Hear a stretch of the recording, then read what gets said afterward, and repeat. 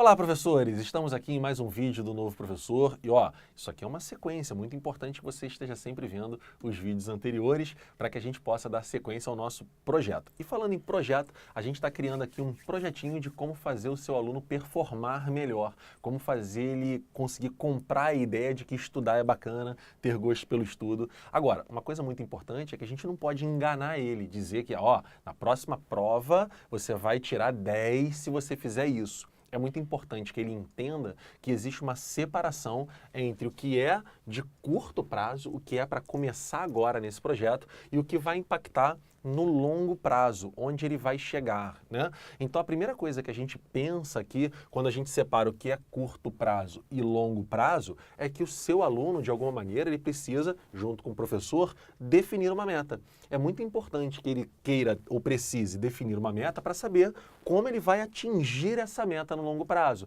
saber balizar se o caminho está certo, né? Se alguns outros percursos vão ser tomados com o objetivo de atingir aquela meta. Mas o que pode fazer ele demorar ou andar mais rápido para atingir essa meta é: quais são os passivos? Eu acho que quando a gente dá aula, por exemplo, eu de física sofro muito com isso, né?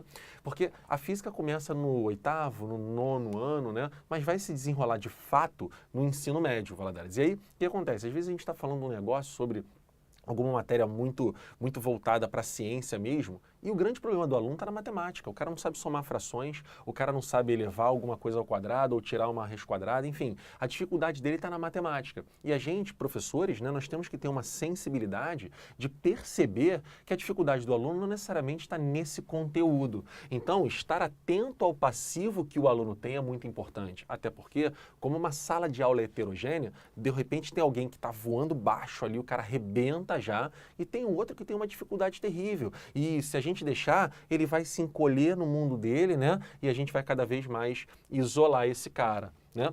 E aí, estando atento ao passivo dele, a gente pode criar uma rotina de estudo, né? Essa rotina de estudo que vai fazer ele estudar não só a matéria que ele está dando, quanto dar conta de um passivo. E mostrar para ele que fazer aquilo que passou, de repente isso para ele é muito individual, né? Fazer esse passivo vai fazer ele crescer e ser um aluno melhor ainda no curto prazo, começando agora, né, com o objetivo de atingir essa meta de longo prazo. Não é isso, Valad? E voltando no vídeo anterior, né, que você pode assistir lá, também criar empatia com o professor e concentração. Como ele faz para ter essa concentração em sala de aula, certo, Valad? Com certeza, pessoal. Tudo isso que o Leonardo colocou agora faz parte do que a gente gosta de mostrar para o aluno também, que quando ele começa a estudar, é como se ele estivesse preparando para uma maratona.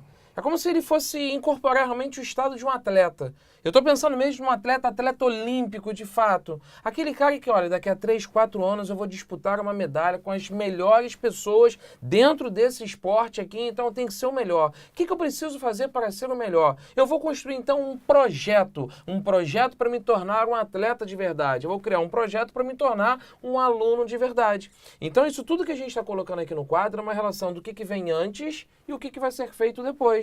Como o Leonardo colocou, se eu crio essa rotina de estudo, é como se eu fosse um atleta que tem uma rotina de treinamento, o que eu vou conseguir alcançar? Esse gosto pelo estudo, até que isso vai se tornar, Leonardo, natural.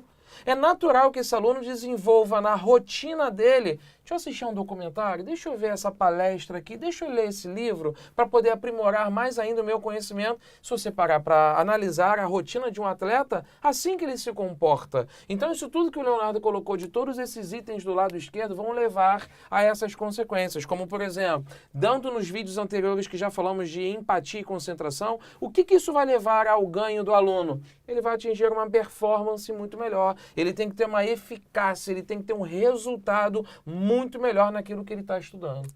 Bem, então é o seguinte, gente, quando a gente fala de atenção ao passivo, vamos lá, preste atenção, esse cara tem muita dificuldade em coisas anteriores, reparem também uma coisa que eu acho muito interessante em sala de aula, Valadares. Às vezes você fala para o aluno assim: tá tudo bem até aqui, gente, o que vocês não entenderam? Aí o cara fala: eu não entendi nada. De repente ele não, como assim não entendeu nada? Você está 1 hora falando, é uma das coisas mais tristes que a gente passa em sala de aula, né? O aluno não sabe nem onde está a dúvida dele, porque o passivo dele é tão grande, mas tão grande, que aquilo foi um blá blá blá que não tem fundamento nenhum, e a culpa às vezes nem é do professor. De repente a aula está muito bem preparada, está muito bem encaixada, mas ele já tem um V0, ele já tem um start ali tão alto que para aquele aluno é muito difícil perceber qual é a dúvida, né?